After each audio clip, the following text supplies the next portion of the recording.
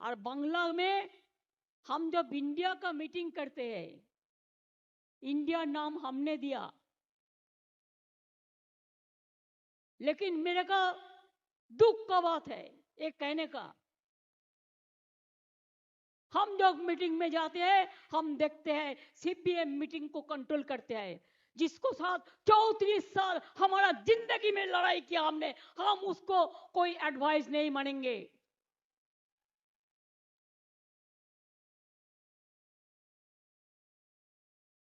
हमको बहुत असम्मान मिलते हैं, लेकिन तब भी जितना लीडर है रीजनल पार्टी को, मैंने क्या बोला, रीजनल पार्टी को इलेक्शन रीजनल पार्टी के ऊपर छोड़ दो, जो रीजनल पार्टी स्ट्रांग है, और 300 सीट में आप अकेला लड़ो, हम मदद कर देगा, हम आपका कोई सीट में हम नहीं लड़ेंगे।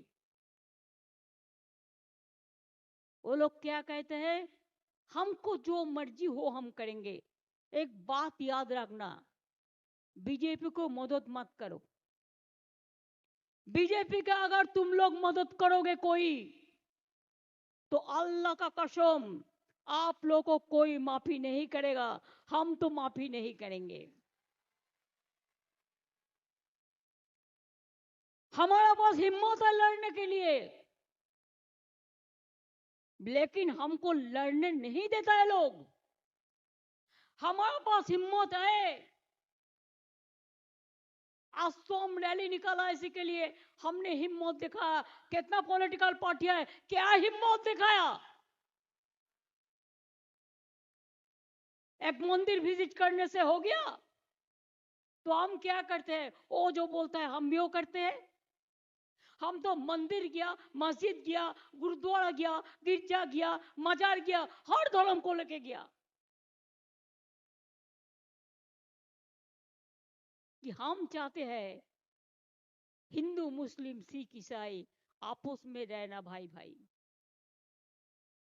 हम चाहते हैं सारे जहां से अच्छा हिंदुस्तान हमारा। हम चाहते हैं जितना भी खून देना होगा हम देने के लिए तैयार है, लेकिन हम बीजेपी को एक भी सीट नहीं छोड़ेंगे, एक भी। आप हो सब लोग अच्छे खुश और स्वस्थ होंगे। आप सबको मेरा बहुत बहुत नमस्कार। आजकल इंडिया महागठबंधन में एक बहुत ही चर्चा का विषय बना हुआ है। कहीं राहुल गांधी न्याय यात्रा निकाल रहे हैं, तो कहीं पे गठबंधन के ही कुछ क्षेत्रीय दल, मैं बात कर रही हूँ टीएमसी की, जो आप लोगों ने पहले सुना, उनके पूरे इस स्पीच में आप लोगों ने ये सुना होगा कि वो किस तरीके से कहीं ना कहीं वो नाराज़ दिखी। और उनका ये कहना है कि जो सीपीएम से उनका जो हमेशा से उनके बीच बना नहीं है, उनको उस गठबंधन में जो INDI गठबंधन है उसमें उनको झेलना पड़ता है, यानी सुनना पड़ता है।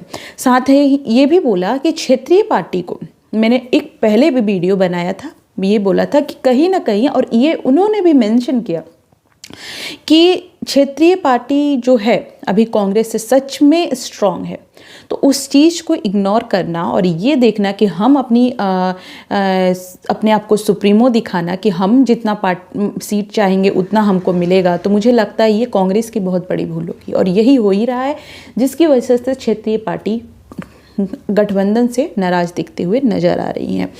तो ये बोला उन्होंने कि हम चलेंगे, हम लड़ सकते हैं। उन्होंने कहीं ना कहीं ये चीज़ बताया कि अगर हमको सीट शेयरिंग सही नहीं मिलता है तो हम गठबंधन में नहीं रहेंगे। उन्होंने साफ इशारा करते हुए बोला है कि हम कॉम्प्रोमाइज़ करने वाले नहीं होते हैं और ना करेंगे। ये ममता बनर्जी का जो स्टेटमेंट था वो था। तो ये बात सही है, गठबंधन में जो भी क्षेत्रीय दल, उनको पता है कि कांग्रेस किस हालत में है। तो ये कांग्रेस को भूलना नहीं चाहिए कि अगर उसको आना है, उसको 2024 का लोकसभा चुनाव में ढंग से लड़ना है, तो उसको क्षेत्रीय पार्टी को ध्यान देना होगा। और मैं ये भी बोलूँगी, गठबंधन है, जोड़ मरोड़ के बना हुआ है। मैं हमेशा से बोलती हूँ कि जो चीज़ें आप ज़बरदस्ती जोड़ते हैं और जो चीज़ें डिफरेंट टाइप के लोगों को आप जोड़ रहे हैं, उससे कुछ फ़ायदा मिलने वाला है नहीं। और जो चीज़ें दिख रही है, क्योंकि हर क्षेत्रीय पार्टी चाहेगी कि हमको उतना सीट मिले जिसके लिए हम डिज़र्व करते हैं, लेकिन कांग्रेस ऐसा नहीं कर रही है। अब इसी के कांग्रेस के ही एक बड़ बोले नेता बोल लीजिए जो बोलिए, अधीर रंजन वो क्या कह रहे हैं आप उनको सुनिए। ममता बनर्जी की दया से हम लोग नहीं चुनाव लड़ेंगे। ममता बनर्जी एक अवसरवादी नेत्री की नाम है। कांग्रेस अगर सीट शेयरिंग नहीं करना चाहते हैं तो दोनों सीट भी नहीं छोड़ा जाएगा। और ममता बनर्जी की दया से हम लोग नहीं चुनाव लड़ेंगे और लड़ने के नहीं चाहते। कांग्रेस पार्टी अपनी ताकत पर चुनाव लड़ना जानते हैं। जो 2 सीटें हमारा कब्जे में है वो बीजेपी पार्टी और ममता बनर्जी को हरा के हम लोग कब्जे में लाए हैं। ममता बनर्जी की दया दूरज पे कांग्रेस पार्टी अपना राजनीति नहीं करते, कभी नहीं किए थे, आज भी नहीं करते। बदले में कांग्रेस पार्टी की दया से और मदद से 2011 साल में ममता बनर्जी खुद सत्ता पे आई थी। ये बात मान के चलिए, ममता बनर्जी एक अवसरवादी नेत्री की नाम है। बीजेपी के साथ बंगाल में वो चुनाव बांटना चाहते हैं और ध्रुवीकरण की राजनीति ममता बनर्जी को पुसाएगी। इसलिए हर किस्म के बहाना बनाते हुए इंडिया जोट के खिलाफ वो तरह तरह की बयानबाजी चाहे प्रत्यक्ष या अप्रत्यक्ष रूप से वो करना जारी रखी। सुना अधीर रंजन ने क्या कहा। उन्होंने बोल रहे कि हम टीएमसी की कोई ज़रूरत नहीं, हमें ममता बनर्जी की कोई ज़रूरत नहीं है। ये पहले भी ये बोल चुके हैं, उन्हें भूल जाइए। अब जिस हिसाब से आपको लग रहा है कि ये यात्रा शुरू राहुल गांधी कर रहे हैं उनको फ़ायदा मिलने वाला है, बिल्कुल नहीं। बहुत कम चीज़ें फ़ायदा होगी जो देखा जाएगा, मुझे नहीं लगता। और तो इस चीज़ में मत घमंड में रहिए कि आपको टीएमसी की ज़रूरत नहीं है। मुझे लगता है कि अभी जो कांग्रेस की हालत है, कांग्रेस को इस क्षेत्रीय पार्टी की बहुत ज़रूरत है, तो इस चीज़ को भूलना नहीं चाहिए। और इसके बाद अधीर रंजन ने ऐसा कहा कि उनको ज़रूरत नहीं है, लेकिन राहुल गांधी ने क्या कहा आप उसको सुनिए। हमने इनवाइट किया है, ये यात्रा जो भी इस यात्रा में आना चाहता है वो आ सकता है।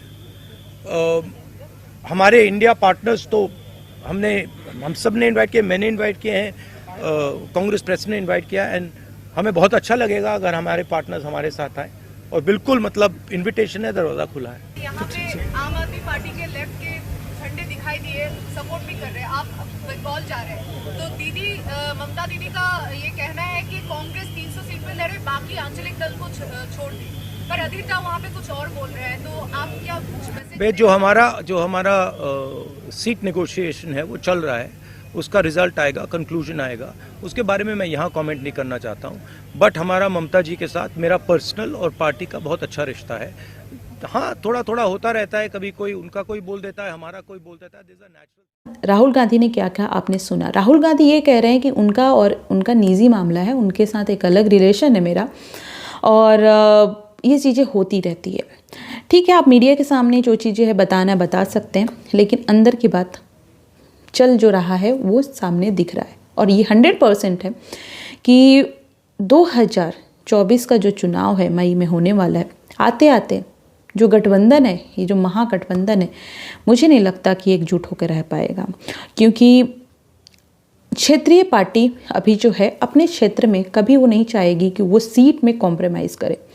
और मुझे नहीं लगता वो कांग्रेस को अपनी सीट के लिए अपना सीट छोड़ के कांग्रेस को देगी। तो ये चीज़ें हैं, चल रही है, माहौल चल रहा है। आप लोग भी सोच समझ के वोट दें, क्योंकि ये जो ज़बरदस्ती की चीज़ें बटोरी गई है, ज़बरदस्ती की चीज़ें मिलाई गई है, और डिफरेंट काइंड के लोग हैं और ये सारी चीज़ें, तो उसका कोई फ़ायदा मिलेगा नहीं। और जिस तरीके से कुछ मीडिया न्यूज़ चैनलों के अनुसार ये बोला जाए गठबंधन, मोदी डर गए राहुल गांधी से और ये सारी चीज़ें, ठीक है, उनको कुछ हो सकता है कि वो होप लगाए हैं।